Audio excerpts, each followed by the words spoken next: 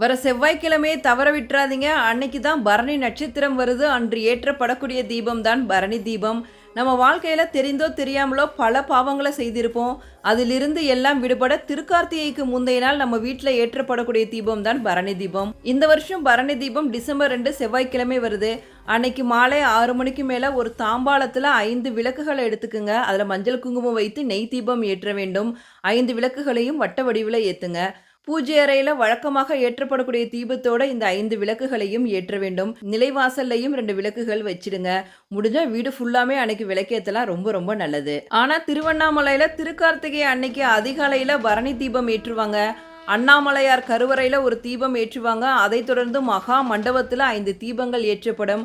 இது சிவபெருமானோட 5 தொழில்களான படைத்தல், காத்தல், அழித்தல், மறைத்தல், அருளல் ஆகியவற்றை காட்டும் விதமாக இந்த பரணி தீபம் அண்ணாமலையார் கோவில ஏத்துவாங்க. அதைத் தொடர்ந்து மாலை 6 மணிக்கு திருவண்ணாமலை உச்சியில மகா தீபம் ஏற்றப்படும். நம்ம செய்த பாவங்கள் எல்லாம் அகல செவ்வாய்க்கிழமை மாலை மறந்துடாம பரணி தீபம் ஏற்றுங்க. அண்ணாமலையாருக்கு அரோகரா, அன்பே சிவம்.